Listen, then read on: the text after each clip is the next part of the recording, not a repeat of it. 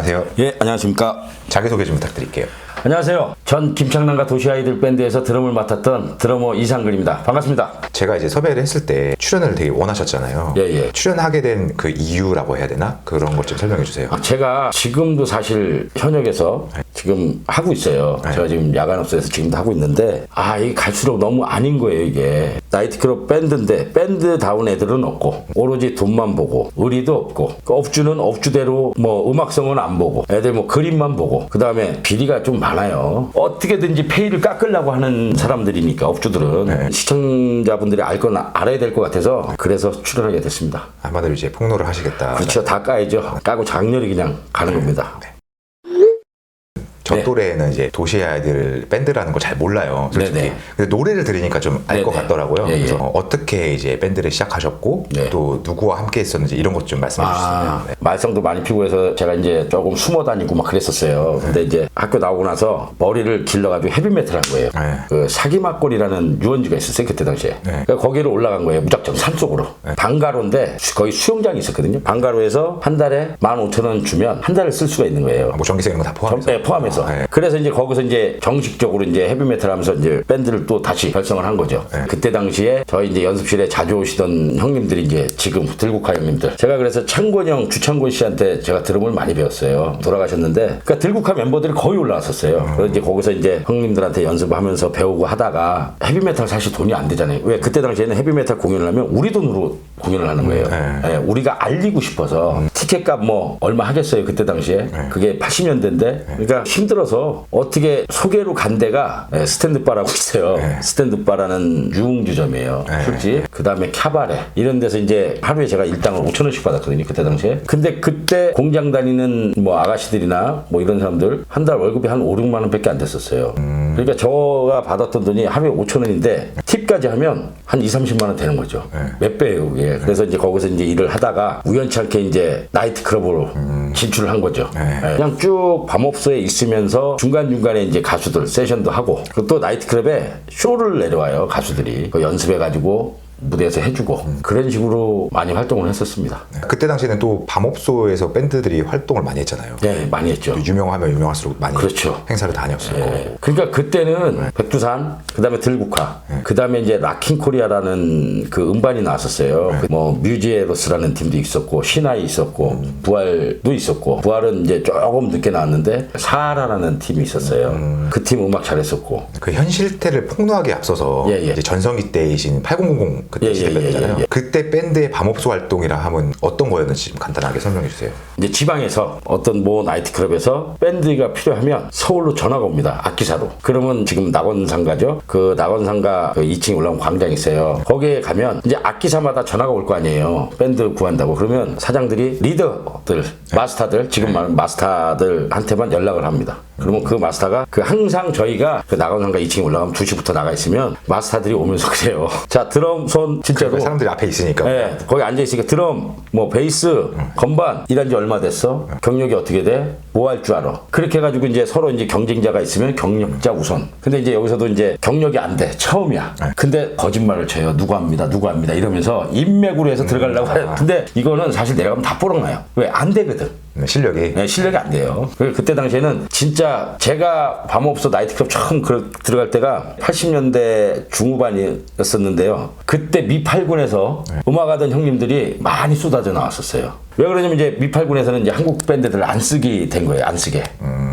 그래서 이제 형님들도 많이 나왔고 거기서 모여가지고 뭐 되는 사람들만 해서 일단은 내려가는 거예요. 오픈 날이 뭐 2, 3일 남겨놓고. 그러면 그렇게 해서 내려가잖아요. 그럼 연습은 언제 해요? 그러니까 제가 그 말씀드릴게요. 자, 레파토리를 이제 내려가면서 무슨 노래 할 줄 알아? 한 20곡 정도를 추려서 기차 타고 내려가면서 기차 안에서 연습을 다 합니다. 그게 가능해요? 가능해요. 왜? 키만 딱 맞춰놓고 드럼하고 베이스는 시작하고 엔딩만 딱 만들어 놓으면 돼요. 그리고 나이트 음악이라는 게 처음하고 끝까지 갈 때 한 15분은 한 방에 달려요. 연결만 시켜주면 돼요, 드럼이. 그러면 알아서 다 들어옵니다. 그때 당시에는 경력자들은 무조건 다 됐죠. 하우지라는 노래 들어봤어요? 네, 들어봤죠. 제가 뭐 자랑은 아닌데 그때 당시 그 리듬을 드럼을 치는 사람이 저밖에 없었어요, 나이트클럽에서는. 제가 어릴 때는 진짜 드럼을 잘 쳤었어요. 그 사전에 들었을 때는 지금 밴드들은 또 다르게 한다고. 지금부터 제가 이제 화가 나는 거예요. 왜 화가 나냐면 요즘 나이트클럽에서 하는 음악은 사실 가짜 음악입니다. 어떤 의미에서요? 남의 노래를 사다가 써서 일들을 해요. 본인도 안 부릅니다. 그 남의 목소리나 나의 드럼, 남의 베이스를 네. 하고 그냥 입만 번긋하는 거예요? 그렇죠. 립싱크죠 다. 지금 이제 출연하게 된 계기가 네. 업주들이 그런 것만 원하니까 진짜로 음악하는 사람들, 밴드들은 갈 데가 없는 거예요.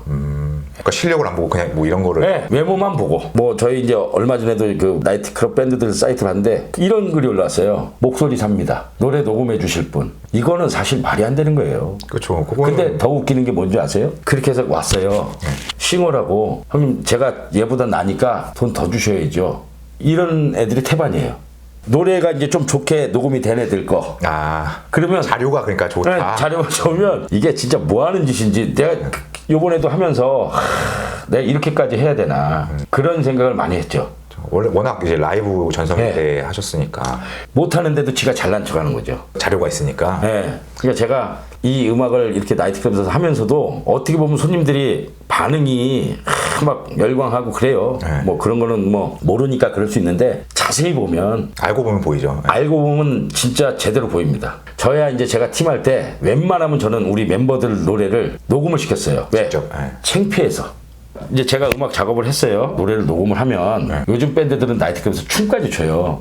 무빙을 하면서 한단 말이에요. 그러면 힘들어요. 좀 립싱크를 할 수밖에 없어요. 그럼 저 같은 경우는 노래 핵심만 딱 녹음하고 나머지는 덧방을 씌웁니다. 플레이하면서 같이 입혀요. 그러면 밑에서는 라이브처럼 들리거든요. 그렇죠. 근데 다른 애들은 그게 안 되니까. 아예 실력이 없으니까. 아예 실력이 없죠. 뭐 이것만 괜찮고 예전에 어느 팀이라고는 제가 말은 못하겠는데 그 팀 같은 경우는 주유소에서 기름 넣는 애를 데려다가 쓰는 팀도 저 얘기 들었어요. 이게 괜찮다고. 그리고 요즘에는요 밴드가 정상적으로 밴드를 한 사람이 하는 게 아니라 그냥 왜 라이브 DJ들이 있어요. 클럽 가면 다 있는데 그 DJ들이 쓸 데가 없으니까 아예 그냥 밴드로 전향을 해요. 그러니까 진짜 밴드들은 갈 데가 없는 거죠 이제. 그러니까 이게 제가 창남형이랑 있을 때만 해도 라이브를 했었어요. 밤 라이브. 그러니까 요즘 댄스 막 EDM 나오잖아요. 그거는 건반에서 사실 혼자서 하기는 힘들어요. 그래서 어쩔 수가 없다는 건 아는데 그러면 미디 음악만 쓰고 자기 노래를 하면 괜찮아요. 그럼 어느 정도 인정이 될 텐데 지금 그게 아니잖아요. 그러니까 뭐 남의 노래 갖다 쓰고 또 더 웃긴 건 노래 녹음해 드립니다. 이런 애들도 있어요. 녹음해드립니다. 네. 한 곡당 얼마에 그러면 뭐 3만 원, 5만 원. 그 짓을 뭐하러 하냐고요. 근데 생각보다 싸네요. 네. 자기 목소리를 그렇게 팔면 자기가 쓸 데가 없다는 걸 모르는 거예요. 그렇겠네요. 네. 그래서 제가 이제 이 밴드 세계를 뭐 대중들은 모르니까 요번에도 제가 뭐 유튜브라는 데서 지금 젠맥TV에서 이렇게 인터뷰를 하지만 저도 사실 라이브를 너무 하고 싶습니다. 유튜브로요? 네.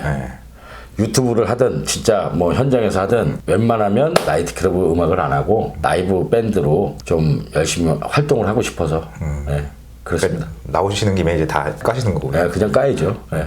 어차피 저 모르겠어요. 이거 이제 이렇게 하면 저 욕 많이 먹을 것 같은데요. 네. 네, 대한민국의 나이트클럽에 있는 밴드나 업주들은 저한테 욕 많이 할 거예요 아마. 나이트클럽에서 거의 30년 넘게 밴드 생활을 했어요. 중간중간에 뭐 창남형이랑도 있었고 그 백두산 현상형이랑 그 기획사에서도 일하면서 제가 현상형도 드럼 쳐드리고 했었는데 그래도 밤업소가 돈이 되니까 했었거든요. 근데 지금은 업주들도 양아치들이 너무 많아서 아주 이제 미련이 없어요. 네, 그렇습니다.